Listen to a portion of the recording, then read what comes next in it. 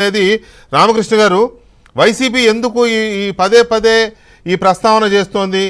ఎలక్షన్లు అయిన మరుక్షణం మొదలుపెట్టారు, జమిలీ ఎన్నికలు వస్తాయి, లేకపోతే నేను ముఖ్యమంత్రిగా లేనందుకు ఆంధ్రప్రదేశ్ చాలా బాధపడుతోంది, ఇలాంటి స్టేట్మెంట్లు, కామెంట్లు, ఈ ట్వీట్లు ఏంటి? వాళ్ళకున్న సమాచారం ఏమైనా ఉందనుకోవాలా, లేకపోతే విష్ఫుల్ థింకింగ్ అనుకోవాలా?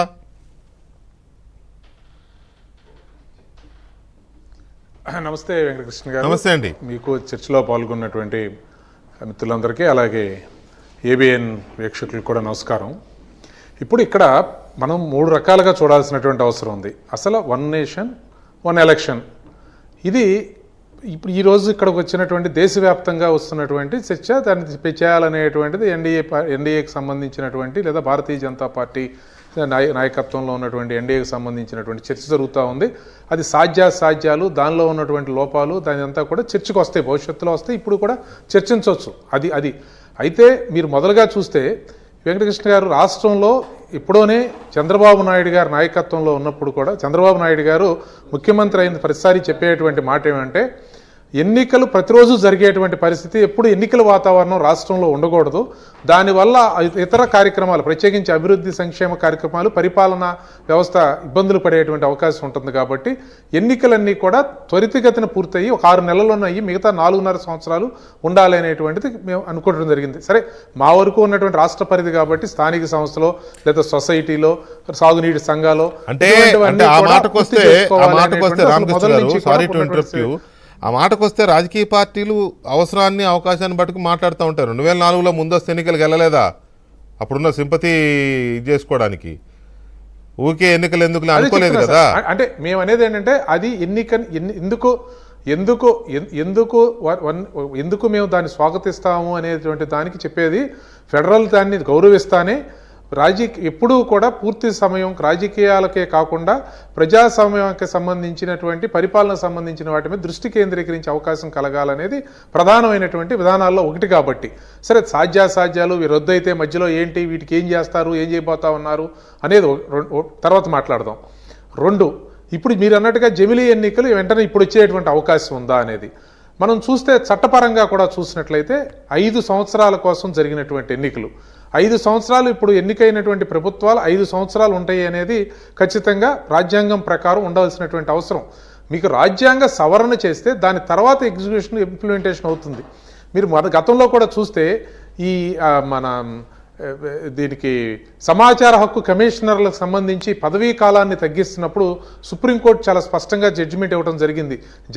జాతీయకి సంబంధించిన సమాచార హక్కు కమిషనర్లు కానీ లేదా రాష్ట్రాలకు సంబంధించిన కూడా తగ్గించే ప్రయత్నం చేసినప్పుడు అలా సాధ్యం కాదు. ఎంపిక చేసుకోబడినటువంటి వాళ్ళు లేదా రాజ్యాంగం ప్రకారం కాన్స్టిట్యూషనల్ పోస్టుల్లో ఆ విధంగా చేసినప్పుడు ఆ పదవి అయిపోయిన తర్వాత మీరు సవరించుకున్నా కూడా చట్టాన్ని, దాని తర్వాత ఎగ్జిక్యూషన్ అవుతుంది, కానీ ఈ లోపు అవదు అని కూడా అది ఒకటి చెప్పడం జరిగింది.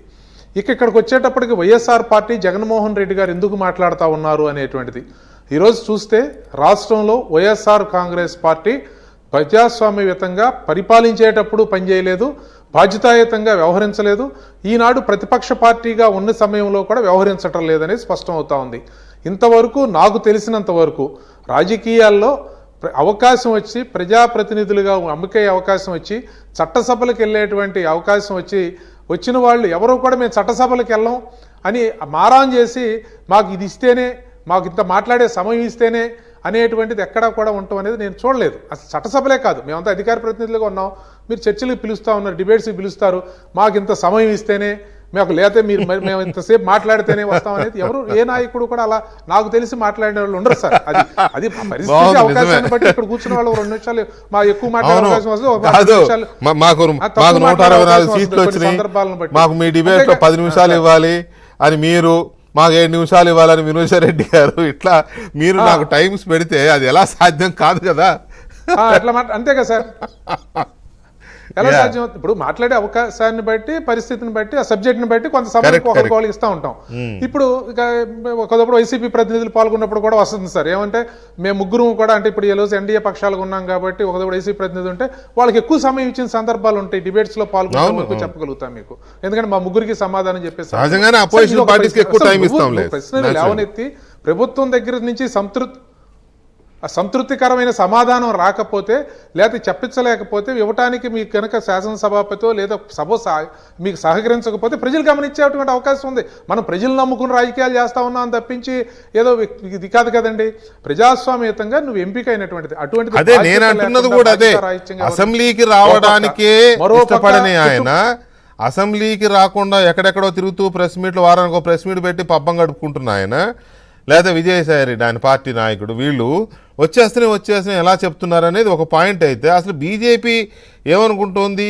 ఓకే, బీజేపీ ఏమనుకుంటుంది ఏముంది, బీజేపీ డెఫినెట్గా 1 నేషన్ 1 ఎలక్షన్ పెట్టాలని అనుకుంటుంది. దాని విధానంగా తీసుకున్నారు. జమిలీ ఎన్నికలు తీసుకురావాలి వీళ్ళని తొందరగా అనుకుంటున్నారు. కానీ ఇప్పుడు వినుషారెడ్డి గారు నమస్తే అండి. రేపు 2029లో ప్రస్తుత లోక్సభ గడువు అయిపోతుంది.